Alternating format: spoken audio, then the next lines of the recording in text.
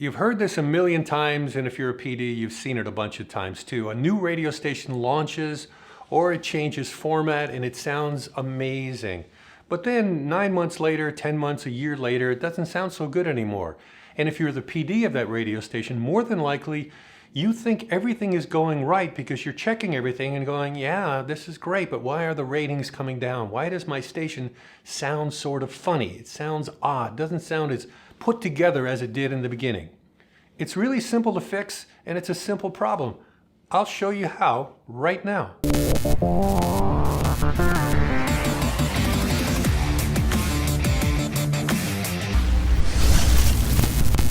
What I was describing is something I called format creep. Now, I never really called it that until this lesson, because to me it was just, the station would drift one way or the other, and I wanted to keep it on track, sound-wise.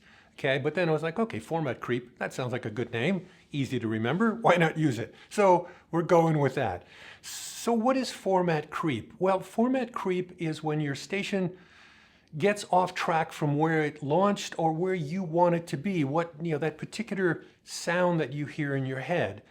And, if you're not in radio or you're new to radio as a PD, this is usually how it goes when a station launches. I'll take you through that.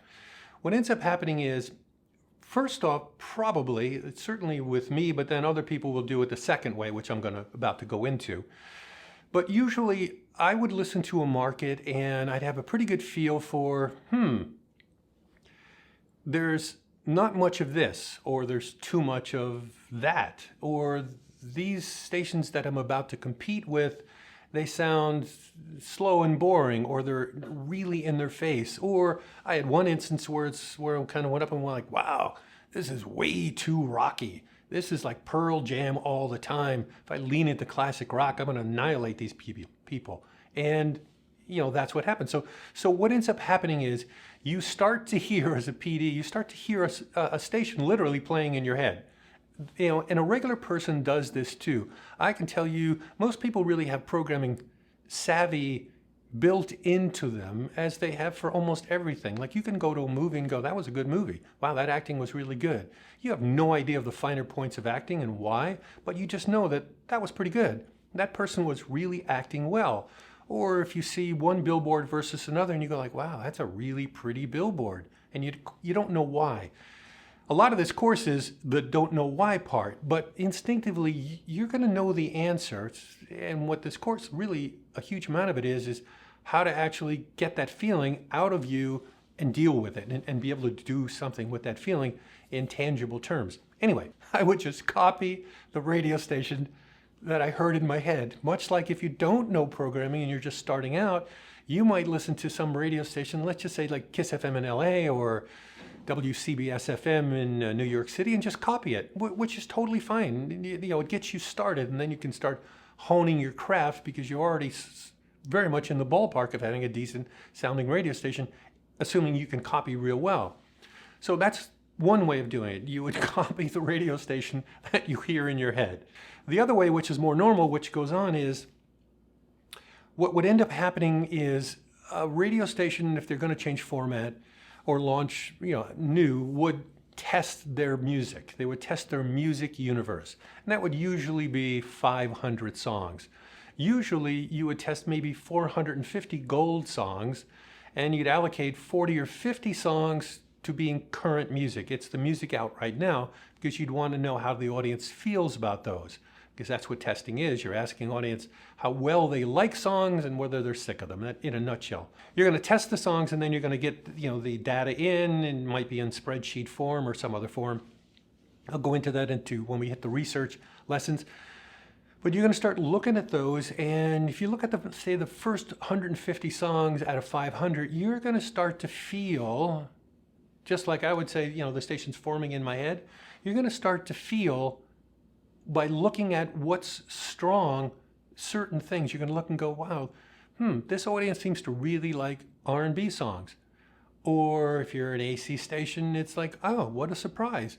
The Keith Urban country songs that I put on here just for a lark, just to see how they do, they're really strong. That's a surprise. I wonder if I can get away with more of those. It's going to tell you certain things, and again, it's going to help you build the radio station, but it's also going to tell you what the ideal song is. And this is where I'm going with this. The ideal song is incredibly important. I started to do this maybe 12, 13 years before I became a GM. Over the ensuing 12 years, this is what I used at the radio stations that I was programming in. Man, it helped a lot. It stopped format creep. And what it was I would identify what is the perfect song. And what I mean by the perfect song is, let me change the analogy here. Let's say you're on a 3-lane highway, okay? There's a left lane, there's a middle lane, and there's a right lane. The perfect song to me is that middle lane. Everything that you play is in the middle lane. You are filling the middle lane with cars, and there are no cars in the left lane or in the right lane. Now, you'll never be able to do that, and you really wouldn't want to do that. You'd want to have songs that are in the left lane and the right lane. So you might launch your radio station, and then you look at where you are and what it sounds like and how you built it, and you might say, okay, make believe you're only playing 100 songs. Out of 100 songs, I have 10 cars in the left lane, 10 cars in the right lane, and 80 cars are sitting in that center lane. That's the makeup of the radio station. It's the ideal music balance of my radio station, the way I want it to sound all the time. 10, 80, 10, okay? It could be for tempo, it could be for sound. In other words, the right lane might be R&B, urban sounding songs, the left lane might be rock, and the middle is right up the middle. There's songs that are dead up the middle, maybe for a mainstream CHR. And you don't want to be leaning way too rock, and you don't want to be leaning way too R&B, because, as an example, if you had, let's say you had no songs in the left lane, you had 20 songs in the middle lane, and you had 80 songs in the right lane, well, you've just changed format. Your format pretty much just creeped from being a mainstream CHR top 40 station. You are now pretty much hugging being an urban CHR radio station. I only kept track of two things. I kept track of tempo, the 3 lanes of tempo, and I kept track of 3 lanes of the actual sound, the ideal song. You're going to have to pick your own for your own situation. I can't do that for you. I can just explain how to and what you'd be looking for and how you'd think about it. But, in addition to tempo, I would be doing what is the ideal song that I'm looking for. Let's now go to a spreadsheet and I'll take you through that. All right, let's take a look at the screen here. I'm going to show you the problem in Excel, and you'll get an idea because I want you to see actually what is actually happening. Excel spreadsheet, typical, and if you don't know Excel, for sure you want to be a PD, actually for almost anything really, it comes up so much, you really should learn Excel. This would be a music list, that's on your radio station right now, the current music list. Now, I didn't put real songs in here just to make it simple for me, actually, and hopefully it'll make it simpler for you. So this is just week 1. And if you look up here, it's like week 1 and Alice, Harry, Megan. Okay, here's the A's, here's the B's, here's the C's. You may have a whole bunch more of these, but the outcome is going to be the same. I'm just trying to teach you concept, not, specifics of stuff. We'll do that later. So in the A's, there's Alice. There's a song, Alice, something. It's got, in this instance, I'm just looking at tempo for this one, okay? Then we'll look at boundaries. Alice has got a 3 tempo. Harry's got a 3 tempo. Megan's got a 3 tempo. Juliet 4, 3, 2, 2, 2, 2, blah, blah, blah, blah. There's week 1. Now, let's just assume that, that was running really, really good. For week 2, nothing's changed, except that, obviously, this is week 2. So there's week 2. Okay, we have 2 weeks in a row, and those are the tempos, and that's what we played. Now comes week 3. All right, we've had a couple changes, and I've highlighted the changes in red.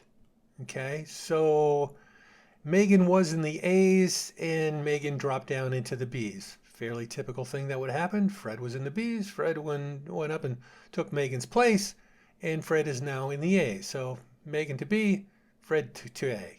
Week 4, Fred's still there, Megan's still there. Michelle moved up from here. She was in the C's, she's now in the B's. Beyonce's got a 3 tempo. Moving on to week 5. Same thing, Justin moves up into the A's, Juliet comes down into the B's. new song gets added. Another song gets added straight into the C's. There will probably be a new add category, but new song comes in and there's Carrie. There's the new song. You get the idea. Let's speed it up a little bit, and let's just do week 6, 7, 8, 9. Let's do some math with this thing just to get a feel for it. Now, so what I'm going to do is I'm going to build a little formula, which is basically just adding all the A's, the tempo of all the A's together, add up to 16. Now I'm going to go back to the formula, and because A's spin faster than the B's or the C's, I'm going to bump that up a little bit with the formula. So I'm going to make that times 2, because roughly A's typically rotate faster, twice as fast, sort of, than the B's. Same thing, B's usually go twice as fast as the C's. So I'm going to double that. There you go. So now it's 32. Okay? Let's do this exact same thing. We'll add these, except this is the middle one, and so I'm just going to leave the B's even. I'm not going to change it. Let's do the formula again, and it would be adding up all the C's, and then multiplying, since they're half, I'm going to make them 0.6. I'm not going to do half. I'm going to go a little faster than half. 0.6 of the norm. And you get 6.6. What is that? So let's just add that up and see what we got here. 57. And you can do this any way you want, and the outcome's going to be roughly the same. There's week 1 done. So let's just take the same formula and let's see what we get for week 2. Obviously, it's going to be the same number because it's, week 2. And we'll take that formula and do it for week 3, week 4, week 5, 6, 7, 8, 9. Okay, so we've gone 9 weeks of programming. And in this particular instance, because this can happen on a radio station, obviously I did this on purpose, but this is not by any stretch way out of the realm. Not a whole lot of ads going on here, and tempo of radio stations definitely have an ebb and flow to them given the way current releases are put out onto the market. Started out with a tempo of 57 for the first couple weeks, 56, 55, 52, 51, 51, 49, 45. Now what is that? What does that mean? Well, if you wanted to find the percentage of what actually happened, this is what happened. The tempo of the radio station dropped, of the currents, not of the gold, but of the currents, which is a pretty fair amount of your music, depending on the format. The tempo of your radio station dropped in 9 weeks, 20%. Now, it might come up again and everything will sort of be fine, but 9 weeks is 2 months. Think of it this way. If you're going into a major rating book, there's a rating book the entire year round, but 2 rating books, fall and spring, they're worth more than the others, and everybody knows that. Let's just say that, the important rating book kicked off in April, and you started this downtrend sort of in February through March. When you started the rating book, you're now 20% less tempo than what you thought it was. And you might go through the entire book like this, because this is only 9 weeks. A lot of stations, most stations, when they start to go off the rails, it's out at the 6, 7, 8, 9 month mark. That would be 4 times the amount of time that I'm showing you here, because this is roughly 2 months. So if you went out 8 months, it's 4 times this. This thing could be, this 20% down, might come back up again, it may not. But it could go down to like 30, 40% drop in tempo. Now, if you were seeing this, a few things would start to run through your mind. The first one would be, whoo, I got a problem. What do I do about this? That'd be the first one. That for sure should be going through your mind. I have a problem. So, and how do you address it? Well, there's probably a million ways to address it. I'll just give you a couple that would run through my mind, and maybe there's more. Again, I've not seen every single situation that exists in the world, and I'm sure other people would do different things and just see things differently. That's the beauty of different minds. People see things differently and can come up with different solutions, which is fantastic. For me, of the times that I've been in this situation, I usually would go one of 2 ways or both ways. One, I would start forcing gold songs to be more tempo. So I might go into like the tempo chart of Music Master or the program that you're using for music scheduling and bump everything up by 1 slot. I might do that. Essentially, I'd lean on gold. Basically, I would lean on gold to be more up than normal. The other thing I would probably try to do is, and I've done this a lot, and, I've mentioned it in some other lessons, I would start physically looking for, in the music meetings, up-tempo songs. I would start being way harder on slow songs. Alter what I'm picking, heavily leaning toward stuff with tempo to try to pick this whole thing up and to try to make these numbers start to move up again with the adds. But that's going to take a while because, if I just all of a sudden all of these were 3, instead of 1s, 2s, and 1s, in order to do that and get adds, probably a lot of these 1s and 2s are going to be up here and spinning twice as fast, which is going to make this even worse. It's going to go down the tempo of the station before it can come back up again. Now, what I'm going to do is same thing, but these numbers now mean something different to me. And what I only have on this page are 1s and 5s. Now, what the 5s are, to me, are songs that are definitely playable by the radio station. There's no problem playing them. But when I play them, I need to be aware that they are not in the core sound of the radio station. And again, these can be any numbers, they can be letters, they can be anything you want to put there. But to me, the way I'd laid this out for you is 1s are something where the song matches the core sound that you want on the radio station. In this instance, for week 1, we've got Fred is out of it, Justin and Beyonce are out of it, and all the rest are in core. Obviously, same thing for week 2. In week 3, Fred, he's out of core, Justin is out of core, and it's still 3 and 3, except this 3 is now turning faster because Fred's 5 is now in the A's. This one is turning twice as fast.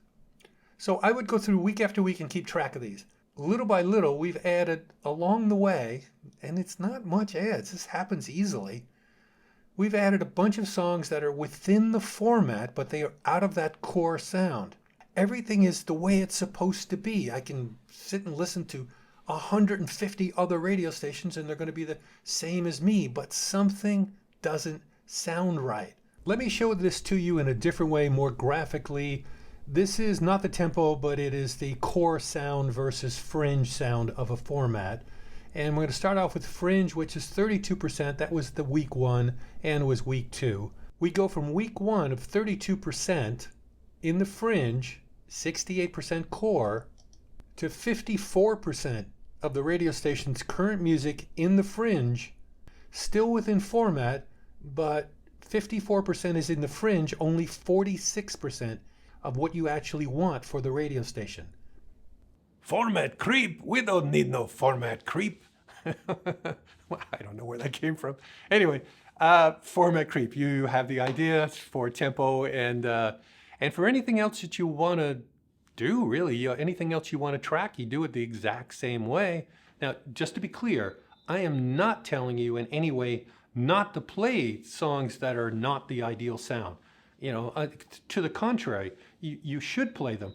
I'm just telling you that you got to be really aware that at times you may be playing way too many when you don't want to be playing way too many, and you need to be aware of that, have something flag you that, well, I got a problem, and then reel it back in.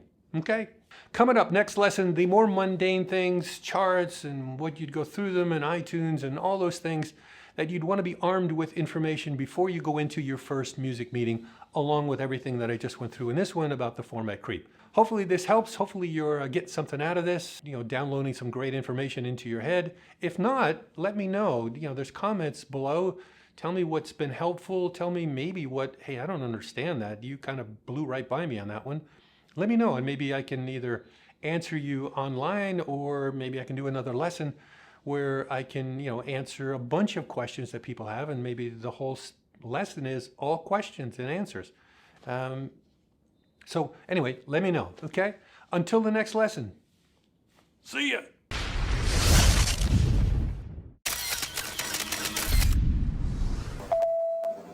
Recalculating.